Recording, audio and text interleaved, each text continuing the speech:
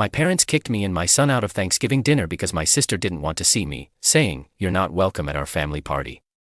But they forgot I've been paying their bills for the last 5 years. So, I canned. And what happened next left them speechless. Hi, I'm Clarissa. I'm 35, a single mom to an amazing 10-year-old boy named Mason. And this past Thanksgiving was the moment everything snapped. I've spent years putting my pride aside, giving more than I had to spare emotionally and financially, only to be thrown out like I was nothing. But what my family forgot is that I've quietly been the reason they're still living in that house, still driving their cars, still enjoying their comfortable lives. And when they kicked me out of Thanksgiving dinner for my sister's comfort, I finally reminded them exactly who they were messing with. To understand how this all exploded, you need to know the history. I was never the golden child. That title has always belonged to my younger sister, Fiona. She's 32, chronically irresponsible, endlessly dramatic, and somehow still treated like royalty. Fiona gets into toxic relationships, racks up debt, and then somehow spins herself into the victim while everyone else jumps to save her. Me. I got pregnant at 24. The father vanished before Mason was born, and I never got a dime of child support. I worked 3 jobs for a while, bartending, delivering groceries, and helping out at a local accounting firm until I landed a permanent position. My parents never offered much help, just occasional babysitting when it was convenient for them.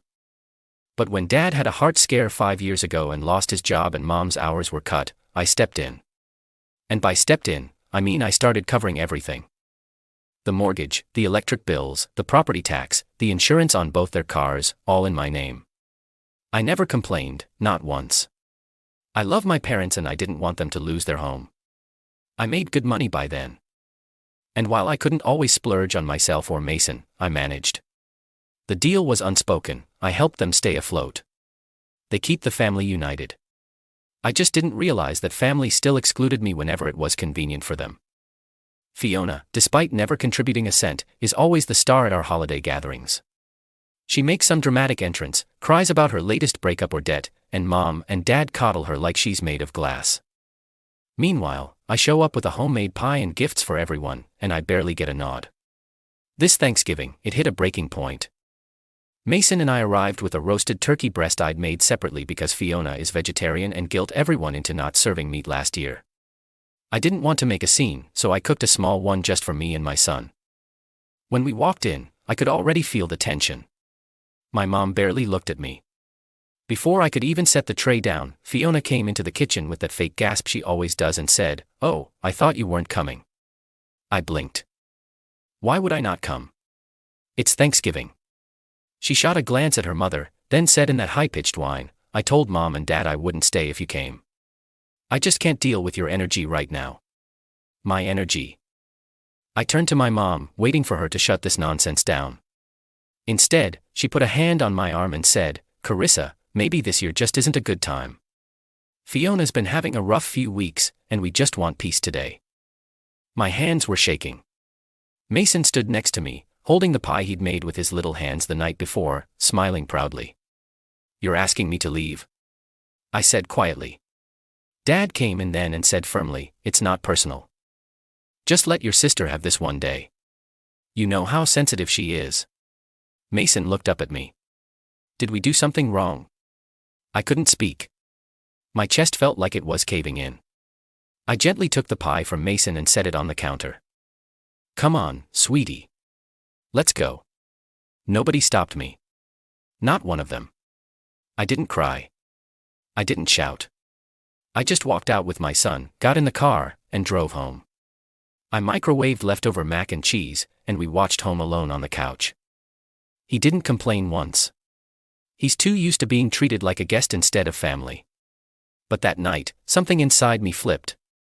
I walked to my desk and opened the file folder labeled Parents. Inside were all the bills I'd been managing.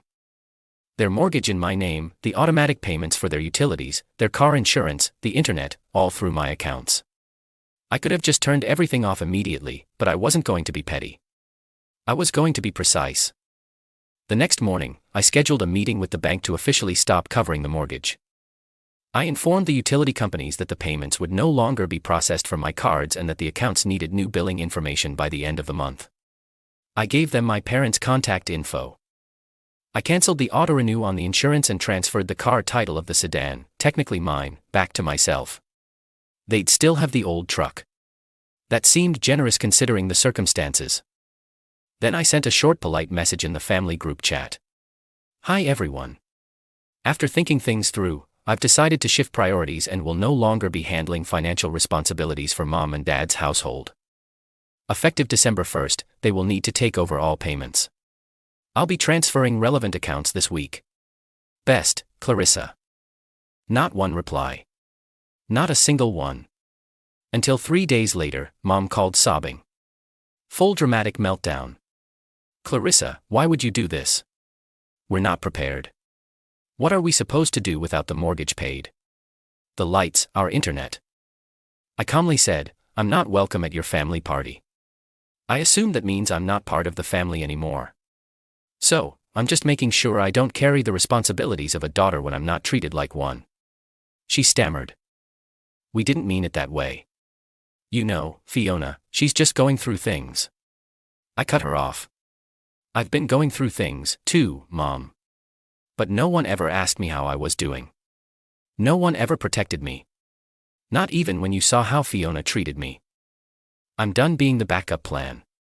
Dad called later that evening and tried to be calm, but the anger simmered beneath his voice. You're punishing us because of your sister. No, I said, I'm holding you accountable. You made a choice. Now I'm making mine.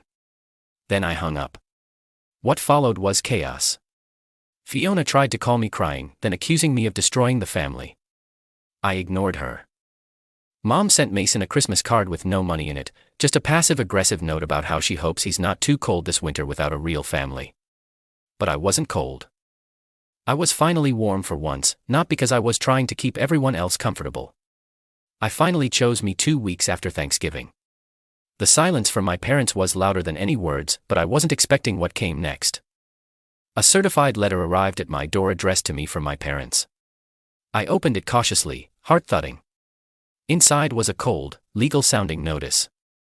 It said, in summary, that since I had voluntarily taken on the financial management of the house, they expected me to continue, and ceasing payment would result in serious hardship. They even referenced moral obligation and that I had no legal right to reclaim the sedan since it was given to them. I laughed. Then I cried. Then I called my lawyer. See, I never gave the car to anyone. It was registered under my name, insured by me, and I had text receipts where my dad explicitly thanked me for letting him borrow it until further notice.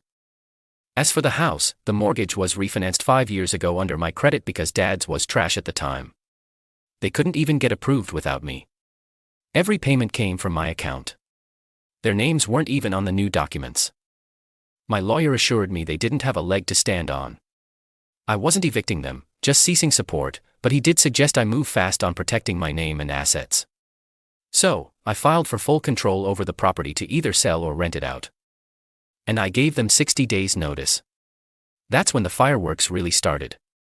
Fiona went nuclear.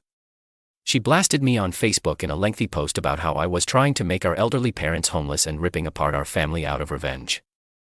She added pictures of old family holidays, smiling faces, all lies, and said I was mentally unstable and obsessed with control.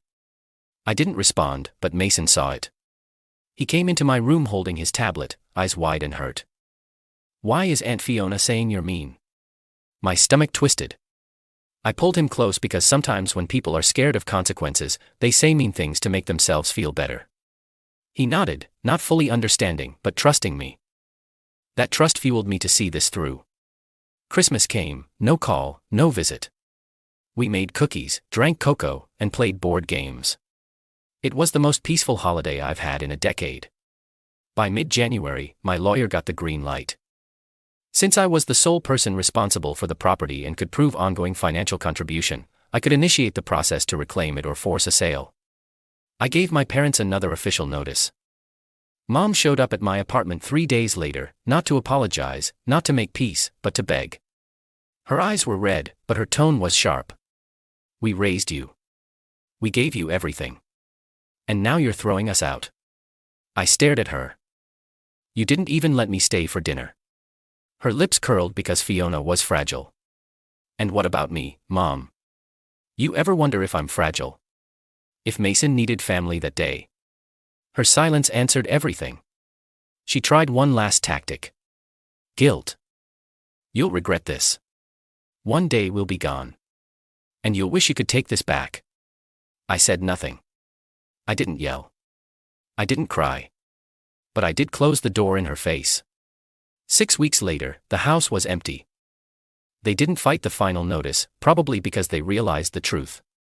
Legally and morally, they had no case. I sold the house, used part of the profit to finally take Mason on a vacation we dreamed about for years, a snowy cabin up north, just us two, with sledding and snowmen and too much hot chocolate. He told me one night by the fireplace, "This is the best time I've ever had. Even better than all the Christmases at Grandma's." That nearly broke me, but not in a bad way, in a way that healed. Fiona never apologized. She sent me a short message months later accusing me of ripping the family apart for money. I blocked her. My parents moved in with one of Mom's sisters who, surprise, wasn't thrilled to take them in. I heard from a cousin that things are tense. They can't believe I actually did it. But I did because sometimes the only way to break the cycle is to walk out and never come back. And no, I don't regret it. Not 1 second. Mason and I built something better, something stronger, something honest. Family, after all, isn't who you're born to. It's who shows up, who stays, who loves you without conditions. And for the first time in my life, that family is us. As Mason's laughter echoed beside me, I realized I didn't lose a family that day. I finally let go of the illusion of one. And in doing so, I found everything we truly needed.